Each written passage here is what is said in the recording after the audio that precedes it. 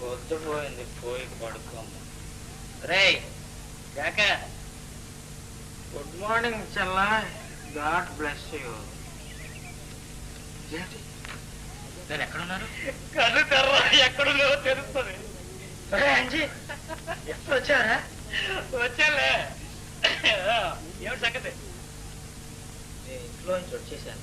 వచ్చేసావులేవా? అర్ధరాత్రి వేళ పెట్టి బేడతో వచ్చేసావంటే ఏమిటి దాని అర్థం? ఇంట్లోంచే వచ్చేసావనేగా. అది కాదు నేను అడిగింది.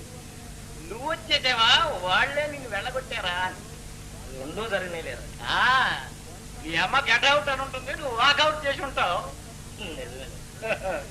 సరే కానీ నేను రాత్రి ఇంటికి వచ్చేసరికి నువ్వు ఇంటి దగ్గర లేదు. ఏముంది? రాజీ, నేను నిన్ను ఒక చిన్న సహాయం అడుగుతాను. నీకేం కావాలి అడగరా?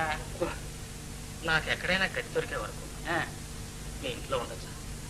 ఓహో, ఏమే ఏమండి?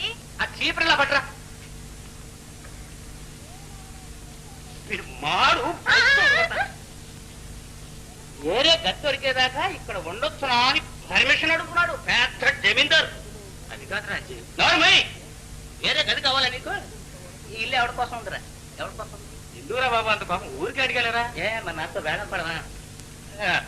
రాజీ, రాత్రి భలే హాయిగా నిద్ర పట్టింది. పడుకున్నది ఎవరు మొత్తమనా? హంసతులిక తల్పం. అది సరేగాని అంజీ, ఇక నుంచి ప్రతి నెల 1వ తారీఖున మన ఇద్దరు జీతాలు తీసుకొచ్చి వదిలి చేతిలో పెడదాం. ఏమే అది చెప్పలే పట్రా. రే చెప్పిందిరా.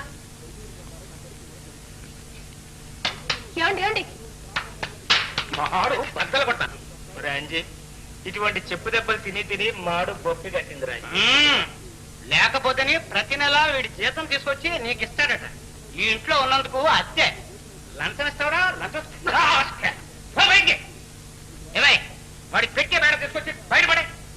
ఎందుకలా నుంచున్నావు? బయట అంటే ఎందుకలా నుంచున్నావు అని మీరు నన్ను ఇది ఇల్లు అనుకున్నావా, హోటల్ అనుకున్నావరా? అది కాదురా నా ఉద్దేశం.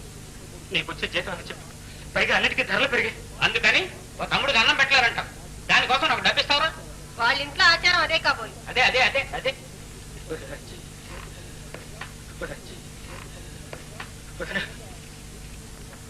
ఇక్కడి నుంచి నాకు మీరే తల్లి.